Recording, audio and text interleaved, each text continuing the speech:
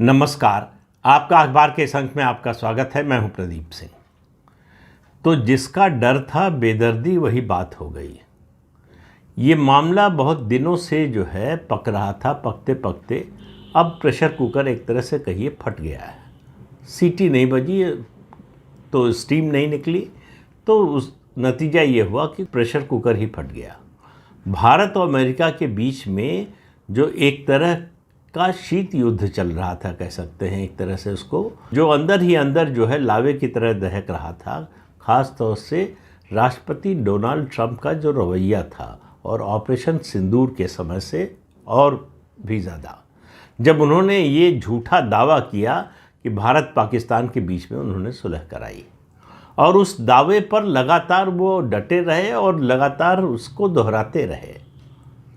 यहाँ से शुरुआत हुई। उसके बाद उन्होंने तय किया कि भारत को हर कदम पर अपमानित करना है, तो आसिम मुनीर को लंच पर बुला लिया। उसके बाद जो आखिरी बात उन्होंने कही, जो भारत के बर्दाश्त के बाहर हो गई, भारत की इकॉनमी को डेड इकॉनमी कहा। उसके बाद ये तय हो गया था कि भारत अब चुप बैठने वाला नहीं है। फिर उससे पहले उन्होंने 25% टैरिफ लगा दिया था। यह धमकी दे दी थी कि रूस से जो है तेल और हथियार खरीद रहा है भारत, तो उस पर जो है स्पेशल पेनल्टी लगेगी। भारत सरकार के विदेश मंत्रालय ने कल रात में एक बयान जारी किया। मुझे याद नहीं आता कि 1971 के भारत पाकिस्तान युद्ध के समय भी भारत सरकार की ओर से अमेरिका के खिलाफ इतना कड़ा बयान जारी किया गया हो, जब अमेरिका पूरी तरह से पाकिस्तान की मदद कर रहा था और उसकी मदद के लिए उसने अपना 7th फ्लीट रवाना कर दिया था। उस समय भी भारत सरकार की ओर से अमेरिका पर इस तरह का हमला या कहें मुंहतोड़ जवाब नहीं दिया गया था। अमेरिका दरअसल भारत के धैर्य की परीक्षा ले रहा था। प्रधानमंत्री नरेंद्र मोदी के धैर्य की परीक्षा ले रहा था। प्रधानमंत्री नरेंद्र मोदी को और भारत सरकार को लगा कि अब बहुत हो चुका है, अब बर्दाश्त नहीं करेंगे, तो जवाब देने का समय आ गया है। तो दो बातें कहीं अमेरिका और यूरोपियन यूनियन के बारे में। कहा ये हिपोक्रेट है, डबल स्टैंडर्ड अपनाते हैं। हमसे कह रहे हैं कि रूस से तेल और हथियार खरीद रहे हो, और खुद अमेरिका और यूरोप के देश रूस से व्यापार कर रहे हैं। अमेरिका इनरिच्ड यूरेनियम खरीद रहा है, फर्टिलाइज़र, केमिकल फर्टिलाइज़र खरीद रहा है, यूरोप गैस खरीद रहा है, और इसके अलावा अमेरिका जो है अपनी बैटरियों के लिए पैलेडियम खरीद रहा है। ये सब रूस से खरीद रहा है यूक्रेन युद्ध शुरू होने के बाद भी, और भारत को भाषण दे रहा है कि तेल क्यों खरीद रहे हैं। अब इस तेल की हकीकत भी सबको मालूम है, लेकिन इसकी पोल सही मायने में अगर किसी ने खोली है तो वो भारत में अमेरिका के पूर्व राजदूत एरिक गारसेटी ने। उन्होंने कहा कि अमेरिका ये चाहता था कि भारत और दूसरे देश रूस से तेल खरीदें, इसलिए नहीं कि वो भारत के हित में थे। ये वो उन्होंने नहीं कहा, मैं कह रहा हूँ इसलिए नहीं चाहता था कि भारत का भला चाहते थे या रूस की मदद करना चाहते थे। अमेरिका और यूरोपियन यूनियन का मानना था कि अगर रूस का तेल खरीदा नहीं गया, रूस अपना तेल नहीं बेच पाया, तो इंटरनेशनल मार्केट में क्रूड की सप्लाई कम हो जाएगी और दाम बेतहाशा बढ़ जाएंगे, और उसका नुकसान अमेरिका और यूरोप और पूरी दुनिया को होगा। लेकिन अमेरिका और यूरोप जो खरीद रहे हैं, जो भी व्यापार कर रहे हैं रूस से, उसमें उनके नेशनल इंटरेस्ट की मजबूरी नहीं है जो भारत के साथ। भारत को अपनी एनर्जी ज़रूरत के लिए रूस से तेल खरीदना ज़्यादा सुविधाजनक है, ज़्यादा फायदे का सौदा है, इसलिए भारत खरीद रहा है। और चूँकि रूस सस्ते दर पर दे रहा था तेल, तो इसलिए भारत और ज़्यादा खरीद रहा था। भारत ने 2% से बढ़ाकर 40-44% जो है इंपोर्ट कर दिया रशियन क्रूड ऑयल का। अमेरिका कह रहा है कि ये तेल खरीद कर भारत एक तरह से रूस की जो यूक्रेन के खिलाफ वॉर है उसको मदद कर रहा है, उसको फंड कर रहा है। तो भाई आप जो रूस से व्यापार कर रहे हैं उससे किसकी मदद कर रहे हैं? वो वॉर की मदद नहीं है। तो ये डबल स्टैंडर्ड कैसे चलेगा? और ये जो टैरिफ की धमकी दी गई है, अब भारत ने, आप देखिए भारत के विदेश मंत्रालय का ये बयान, अब समझ लीजिए कि ये बयान टॉप लेवल से क्लियरेंस के बिना नहीं आ सकता। दूसरा, मैं मानता हूं कि इससे भी ज़्यादा महत्वपूर्ण है भारतीय सेना की जो ईस्टर्न कमांड है उसकी ओर से जारी बयान। आमतौर पर सेना इस तरह के बयान जारी नहीं करती है। उसकी ओर से बयान जारी करके कहा गया है, अमेरिका 1954 यानी 1954 से 1971 के बीच में पाकिस्तान को $2 बिलियन के हथियार दे चुका है। मतलब साफ साफ भारत कह रहा है कि अमेरिका पाकिस्तान जो टेरर फंडिंग करता है, जो टेरर का इंफ्रास्ट्रक्चर बनाता है, चलाता है, उसको फंड करता है, उसको पैसा दे रहा है। तो अमेरिका टेरर फंडिंग करे पाकिस्तान के जरिए तो उसमें कुछ गलत नहीं है, लेकिन भारत अपनी राष्ट्रीय ज़रूरतों के लिए, राष्ट्रीय सुरक्षा के लिए और राष्ट्रीय एनर्जी सिक्योरिटी के लिए रूस से तेल खरीदे तो उसमें समस्या है।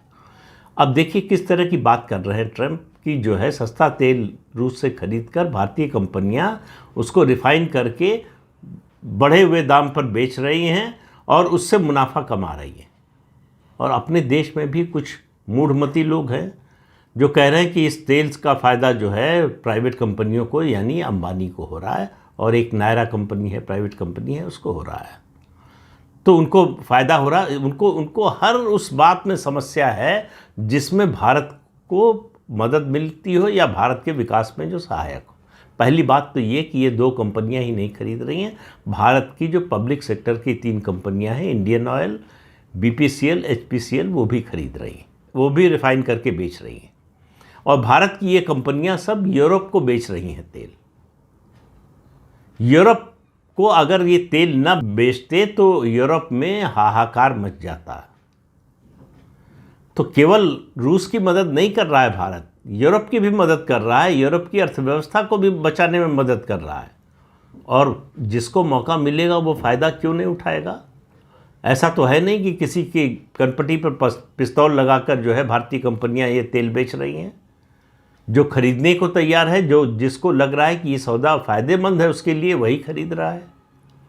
तो यहाँ कुछ मूढ़मती लोग हैं जो कह रहे हैं कि अंबानी का फ़ायदा कराने के लिए हो रहा है। और फिर वो दूसरी बात भी बोलते हैं कि अमेरिका की धमकी के दबाव में बंद कर दिया। भारत सरकार की ओर से ऐसा कोई बयान नहीं आया है। भारतीय कंपनियों ने स्पष्ट किया है कि भारत सरकार की ओर से उनको कोई इस तरह का निर्देश नहीं दिया गया है कि तेल खरीदना बंद कर दीजिए या कम कर दीजिए। उनका ये फैसला उनके व्यापारिक हित के अनुसार होगा। उनको फ़ायदेमंद लगेगा तो खरीदेंगे, नहीं लगेगा नहीं खरीदेंगे, कम फ़ायदेमंद लगेगा कम खरीदेंगे। लेकिन डोनाल्ड ट्रंप को जवाब देने का समय आ गया था। ये डोनाल्ड ट्रंप की जो बकवास चल रही थी इतने दिनों से और भारत बर्दाश्त कर रहा था। भारत ने कहा तुम टैरिफ लगाओ, पेनल्टी लगाओ, जो मर्जी आए करो। साफ साफ विदेश मंत्रालय के प्रवक्ता रणधीर जायसवाल ने कहा कि हम अपना फैसला अपने राष्ट्रीय हित को ध्यान में रखकर लेंगे। और कहा कि यूरोप और जो है अमेरिका ये डबल स्टैंडर्ड अपनाते हैं, खुद रूस से व्यापार कर रहे हैं और भारत को जो है ज्ञान दे रहे हैं। और ये हिपोक्रेट हैं, ये जो कहते कुछ हैं करते कुछ हैं। तो अमेरिका ये जो धमकी, खास तौर से ट्रंप, ये जो उनको लग रहा था कि टैरिफ की धमकी देकर भारत को झुका लेंगे, तो उनको पहली बार पता चला कि भारत की जो मौजूदा सरकार है, जो मौजूदा प्रधानमंत्री है, वो ऐसी धमकियों से झुकते नहीं। उसके अलावा भारत 11 साल में बदल चुका है, चाहे आर्थिक रूप से हो, सैन्य रूप से हो, या हमारी जियोपॉलिटिकल स्ट्रेटजी हो। उसके मामले में हम स्वतंत्र हो चुके, हम किसी देश पर, किसी बड़े देश पर निर्भर नहीं हैं।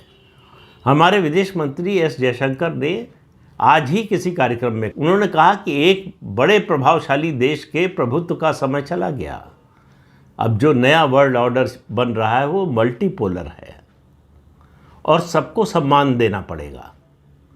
जिसका जो स्थान है उसके अनुसार उसे सम्मान देना पड़ेगा। और भारत का यह बयान आया, उसके साथ साथ रूस का बयान आ गया। रूस ने कहा कि अमेरिका को ये सब बंद कर देना चाहिए, धमकी देने का काम। कहा हमको जो है ब्रिक्स के जो सदस्य देश हैं उनका समर्थन है और किसी भी देश की विदेश नीति और इस तरह के व्यापारिक जो समझौते होते हैं, एग्रीमेंट होते हैं, वो तत्काल नहीं होते।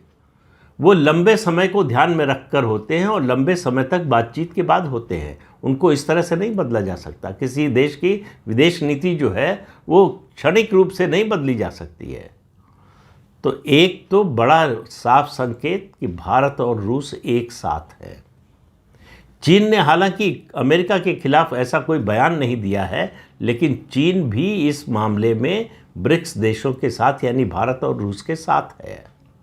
अमेरिका की बौखलाहट यही है। अमेरिका को और ट्रंप को जो सबसे ज़्यादा डर लग रहा है वो ब्रिक्स देशों से लग रहा है। उनका जो विश्व की अर्थव्यवस्था में हस्तक्षेप बढ़ रहा है, जो उनकी ताकत है विश्व की अर्थव्यवस्था में। उसके अलावा सबसे बड़ा डर है अमेरिका को और ट्रंप को कि डॉलर की जो डोमिनेंस है, डॉलर का जो एकाधिकार है, ब्रिक्स उसको ख़त्म कर देगा। वो ब्रिक्स के जितने सदस्य देश हैं सबको शक की नज़र से देख रहा है, खासतौर से 3 देशों को, भारत, रूस और चीन को। तो चीन को ठीक करने, चीन को काबू में करने के लिए भारत का साथ देते देते अमेरिका ने बिल्कुल जो है पलटी मार दी। 180 डिग्री घूम गए ट्रंप। तो अब उनको लग रहा है कि चीन के बजाय भारत को रोकने की ज़रूरत है। ये भारत की बढ़ती हुई ताकत का प्रमाण है कि आज अमेरिका चीन से ज़्यादा भारत से खतरा महसूस कर रहा है। और फिर कह रहा हूँ, आगे भी कहता रहूँगा, इसमें बहुत बड़ा योगदान ऑपरेशन सिंदूर का है। ऑपरेशन सिंदूर के दौरान हमने जो अपनी सैन्य ताकत दिखाई और सबसे बड़ी बात मेक इन इंडिया की जो ताकत दिखाई, उससे अमेरिका और यूरोप के तमाम देश ज़्यादा परेशान हैं। उनको लग रहा है कि उनको पता नहीं चला और भारत इतनी तेज़ी से इस मामले में आगे बढ़ गया। तो भारत अब जो है मिलिट्री हार्डवेयर के लिए दुनिया के किसी देश पर डिपेंडेंट नहीं है, केवल रूस हमारा जो ऑल वेदर फ्रेंड है उसके अलावा। और रूस से आगे भी समझौते होने वाले हैं। डोनाल्ड ट्रंप बोलते रहे कि भारत हथियार खरीद रहा है रूस से, उस पर पेनल्टी लगाएंगे। भारत और रूस में, रूस के राष्ट्रपति व्लादिमीर पुतिन जो है इस साल के आखिर में भारत आने वाले हैं और उम्मीद है कि 5th जनरेशन फाइटर जेट का समझौता हो जाएगा, टेक्नोलॉजी ट्रांसफ़र भी, और उसके अलावा मेड इन इंडिया भी, भारत में ही उसका निर्माण होगा। इसका एग्रीमेंट, इसका समझौता होने की बहुत ज़्यादा उम्मीद है। हालांकि जब तक समझौता नहीं हो जाए तब तक कुछ कहना नहीं चाहिए, लेकिन इस दिशा में भारत और रूस में बातचीत आगे बढ़ रही है लगातार, और उससे अमेरिका को और ज़्यादा परेशानी होगी। वो जो पाकिस्तान को प्रॉक्सी के रूप में इस्तेमाल करना चाहता है और कर रहा है, उसको लगता है कि पाकिस्तान को भारत इर्रेलेवेंट बना देगा।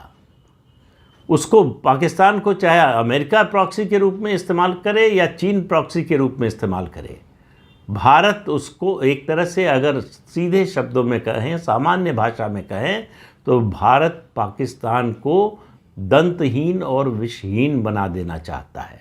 ऐसा सांप बना देना चाहता है कि जो काटे लेकिन उसमें जहर ना हो, क्योंकि पाकिस्तान अपना काटने का स्वभाव नहीं छोड़ सकता है। वो काटेगा और काटने की कोशिश करता रहेगा, इसके लिए तैयारी करता रहेगा। और जब तक अमेरिका और चीन का हाथ उसकी पीठ पर है तब तक उसका उत्साह बना रहेगा। लेकिन अब ये बात बहुत आगे निकल चुकी है। भारत इस मामले में इतना आगे जा चुका है कि चीन और अमेरिका उसको रोक नहीं सकते। इन दोनों देशों को और ख़ास तौर से डोनाल्ड ट्रंप को लग रहा है कि भारत उनके हाथ से निकल गया है। भारत की जो स्ट्रेटेजिक इंडिपेंडेंस है उससे ज़्यादा परेशानी है अमेरिका को कि हमारा पिछलग्गू बनने को तैयार नहीं है, हमारा जूनियर पार्टनर भी बनने को तैयार नहीं है। बराबरी के स्तर पर बात कर रहा है भारत।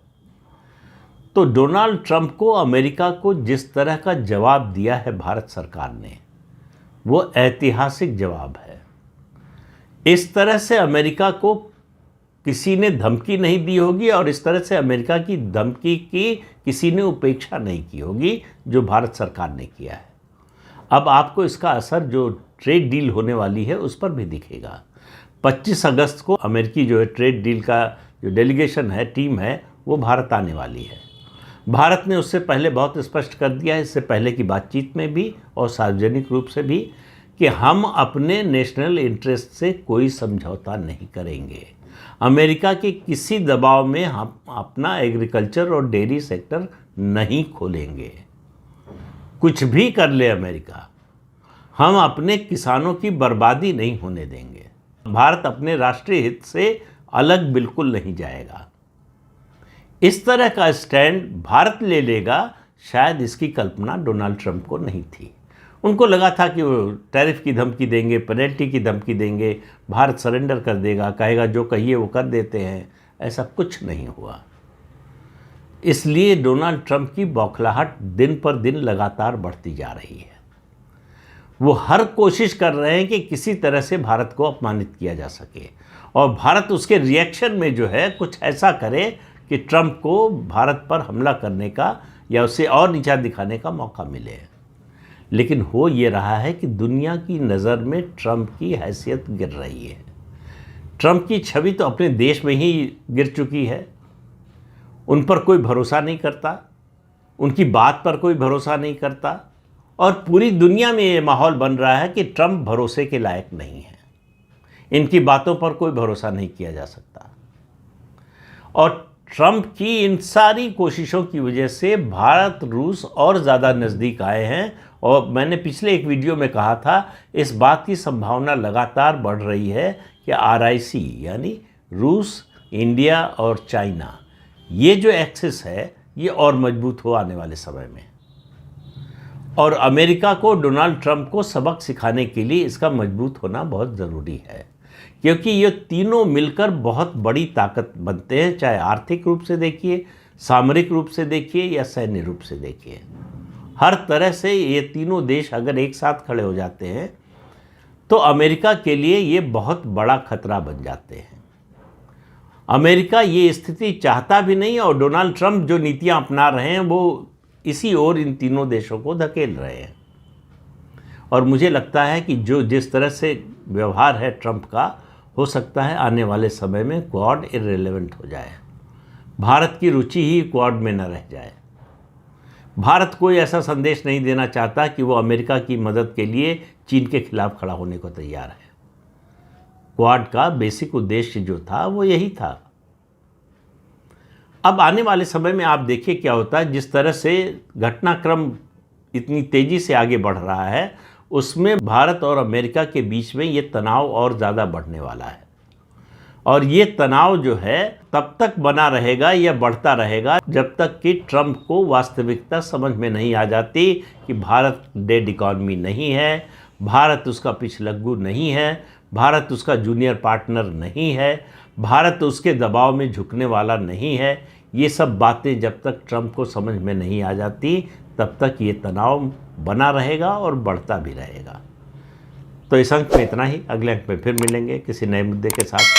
तब तक के लिए अनुमति दीजिए। आपसे अनुरोध है कि ये चैनल देखिए, शेयर कीजिए, लाइक कीजिए और सब्सक्राइब जरूर कीजिए। नमस्कार।